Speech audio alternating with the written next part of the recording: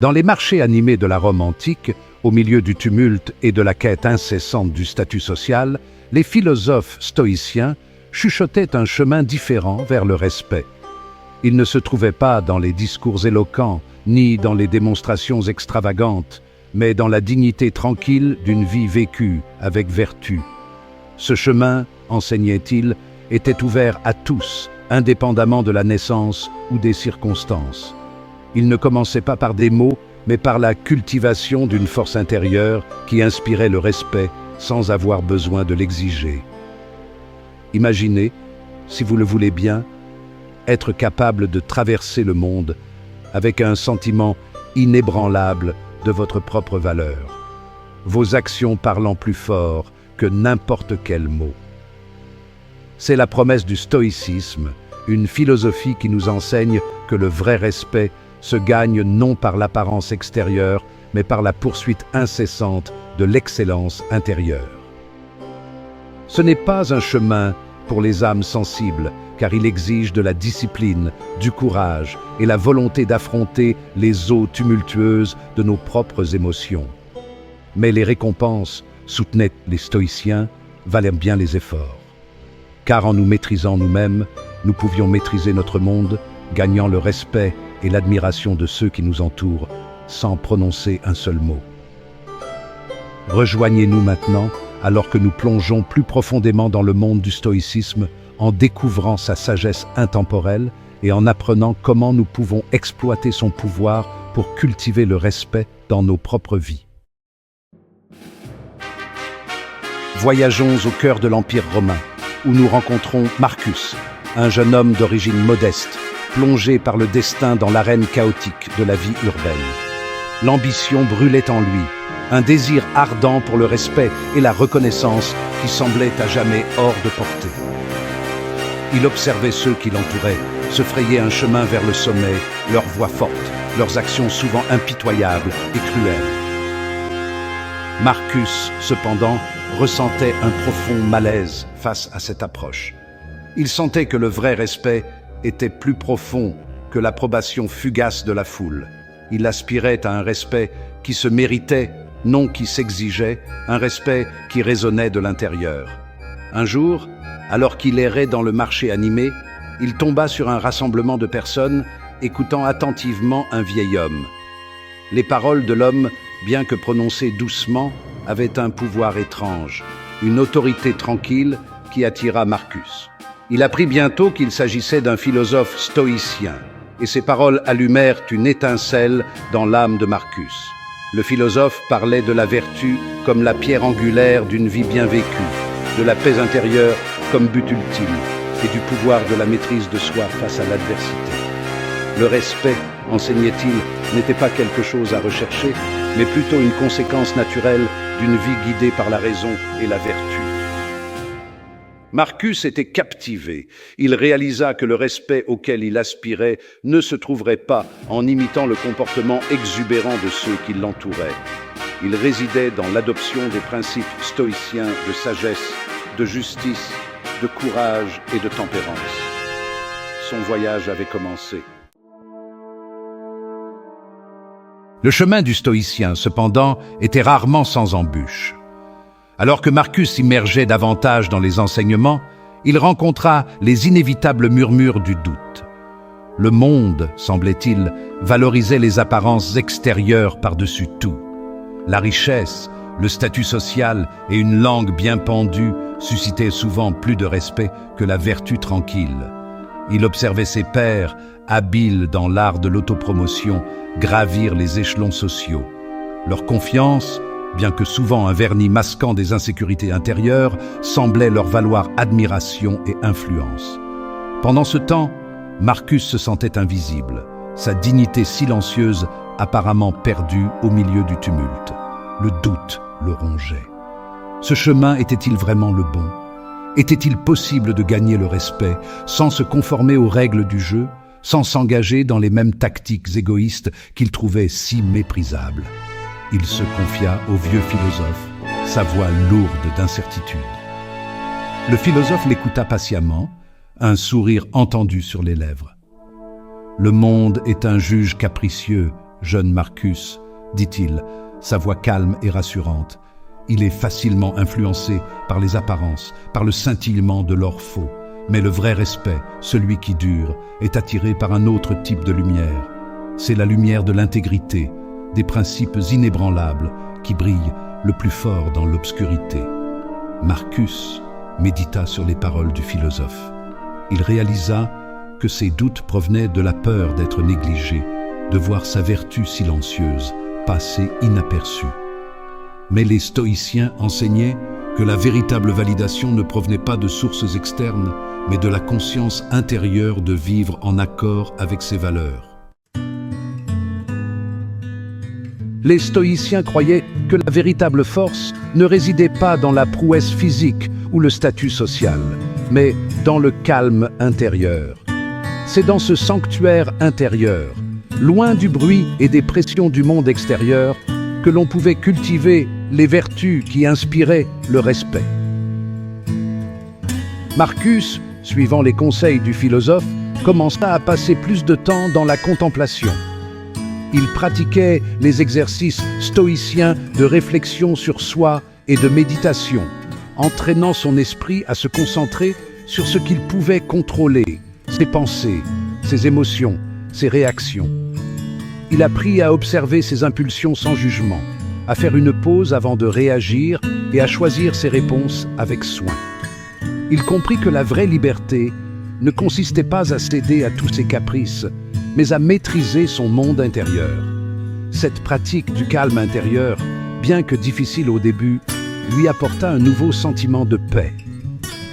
Le bavardage incessant de son esprit commença à se calmer, remplacé par un profond sentiment de calme. Il sentait une force grandir en lui, une force qui n'était ni bruyante ni exigeante, mais plutôt une présence tranquille et inébranlable. Alors qu'il poursuivait sa pratique, Marcus remarqua un changement en lui. Il se tenait avec une nouvelle assurance, non pas l'assurance arrogante de ceux qui cherchaient la validation des autres, mais la confiance tranquille de celui qui avait trouvé son centre. La réputation croissante de Marcus pour son intégrité et sa sagesse tranquille ne passa pas inaperçue. Ses pairs, initialement dédaigneux envers ses pratiques stoïciennes, se retrouvèrent maintenant attirés par son calme et ses observations perspicaces. Cependant, cette nouvelle attention apporta son propre lot de défis. Marcus se retrouva courtisé par ceux qui cherchaient à exploiter son influence à leur propre fin. La tentation lui murmurait à l'oreille, l'exhortant à utiliser sa réputation pour progresser dans la hiérarchie sociale. On lui offrit des opportunités de rejoindre des cercles exclusifs, de s'allier à des personnages puissants qui promettaient richesse et statut. L'attrait de telles offres était fort, tirant sur les vestiges d'ambition qui subsistaient en lui. Pourtant, Marcus resta ferme. Il se rappela les enseignements stoïciens, l'importance de rester fidèle à ses valeurs, de chercher la satisfaction non pas dans les récompenses extérieures, mais dans la poursuite de la vertu. Il comprit que le vrai respect ne pouvait être acheté ou négocié, mais se gagnait par des actions cohérentes et conformes à ses principes. Il refusa poliment les offres, choisissant plutôt de rester fidèle à sa voie. Ses pairs, initialement surpris par son refus, furent frappés par son intégrité inébranlable. Ils l'avaient sous-estimé, confondant son calme avec de la faiblesse. Il commençait maintenant à comprendre la véritable source de sa force. La nouvelle de l'intégrité de Marcus se répandit, parvenant aux oreilles de ceux qui occupèrent des postes de pouvoir.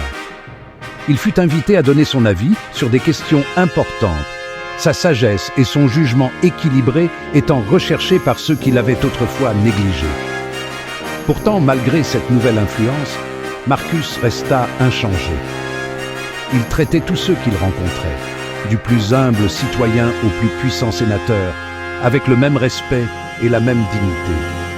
Il disait sa vérité avec clarté et conviction, mais toujours avec humilité et une volonté d'écoute. Il refusait de se laisser influencer par la flatterie ou les menaces, ses actions étant uniquement guidées par ses principes. Il comprit que le véritable pouvoir ne résidait pas dans l'exercice de l'autorité sur les autres, mais dans la maîtrise de soi. Sa fermeté, son engagement indéfectible envers ses valeurs lui valurent le respect et l'admiration de tous ceux qui croisèrent son chemin. Les gens commencèrent à le rechercher, non pas pour ce qu'il pouvait leur apporter, mais pour la force tranquille et la sagesse qu'il incarnait. Marcus était devenu un phare d'intégrité dans un monde souvent plongé dans la tromperie et l'ambition égoïste. Sa vie était un témoignage du pouvoir du stoïcisme, une incarnation vivante de ses principes intemporels. Alors que Marcus traversait les dernières années de sa vie, il était entouré du respect qu'il avait patiemment cultivé. Son nom, autrefois murmuré seulement dans les couloirs de la philosophie, était maintenant prononcé avec révérence dans toute la ville. Des gens de tous horizons recherchaient de ses conseils, attirés par sa sagesse et son engagement indéfectible à mener une vie vertueuse. Il était devenu un exemple vivant de l'idéal stoïcien, un témoignage du pouvoir de la dignité tranquille et des principes inébranlables. Pourtant, malgré ses réalisations, Marcus garda les pieds sur terre. Il savait que la véritable récompense d'une vie bien vécue n'était pas la validation extérieure, mais la paix intérieure qui découlait du fait de savoir qu'il était resté fidèle à lui-même. Il continua à vivre simplement, son objectif principal restant la poursuite de la sagesse et de la vertu. Il fut le mentor des jeunes générations, partageant les enseignements stoïciens qui avaient si profondément façonné sa vie. Il éprouvait une immense satisfaction à voir l'étincelle de l'inspiration s'allumer dans leurs yeux alors qu'ils commençaient leur propre voyage de découverte de soi. Son héritage, il le savait, ne résiderait pas dans des statues ou des monuments, mais dans le cœur et l'esprit de ceux qui l'avaient touché. L'histoire de Marcus, bien que située dans un passé lointain, recèle un message puissant pour nous aujourd'hui. Dans un monde qui semble souvent obsédé par les apparences extérieures, par la poursuite incessante des j'aime et des abonnés, la voie stoïcienne offre une alternative rafraîchissante. Elle nous rappelle que le vrai respect se gagne non pas par l'autopromotion ou l'accumulation de biens matériels, mais par la dignité tranquille d'une vie vécue avec intégrité. C'est dans le calme intérieur, dans l'engagement indéfectible envers nos valeurs, que nous cultivons la force et la sagesse qui inspirent le respect. Les stoïciens avaient compris que la véritable satisfaction ne vient pas de la validation extérieure, mais de la paix intérieure qui découle du fait de vivre en accord avec notre moi le plus élevé. C'est en maîtrisant nos émotions, en choisissant la vertu plutôt que le vice, que nous gagnons le respect de ceux qui nous entourent, et plus important encore, le respect de nous-mêmes. Le chemin du stoïcien n'est pas toujours facile.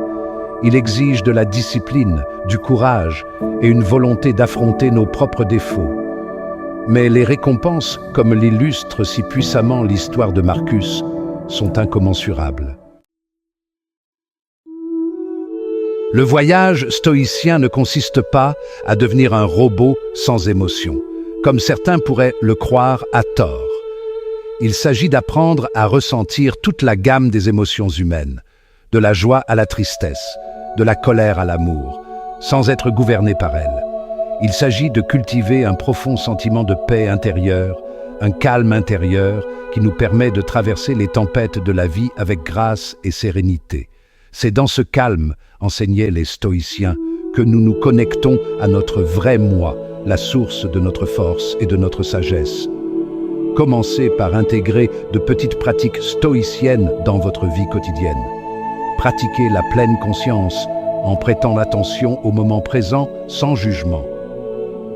Réfléchissez à vos valeurs et efforcez-vous d'aligner vos actions sur vos principes. Considérez les défis comme des opportunités de croissance. Rappelez-vous que les revers et les échecs ne sont pas des défaites, mais plutôt de précieuses leçons sur le chemin de la maîtrise de soi. Cultivez la gratitude pour les bonnes choses de votre vie, aussi petites soient-elles. L'héritage du stoïcisme se perpétue, non pas dans des parchemins poussiéreux ou des statues en ruine, mais dans la vie de ceux qui choisissent d'embrasser sa sagesse intemporelle. C'est une philosophie pour notre époque, offrant un chemin pour naviguer dans les complexités de la vie moderne avec intégrité et grâce. Alors que vous avancez sur votre propre chemin, souvenez-vous de l'histoire de Marcus.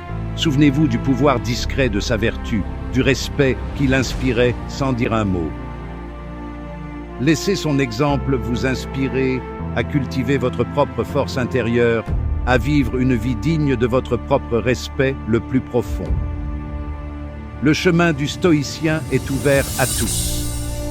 Il commence par un seul pas, un choix conscient de vivre une vie guidée par la raison et la vertu. Faites ce pas aujourd'hui et découvrez le pouvoir discret qui découle du fait de vivre en accord avec votre moi le plus élevé. Le monde attend de voir se dérouler votre propre voyage stoïcien. Un voyage qui commence dans le silence de votre propre cœur et qui résonne vers l'extérieur, touchant la vie de tous ceux qui croisent votre chemin.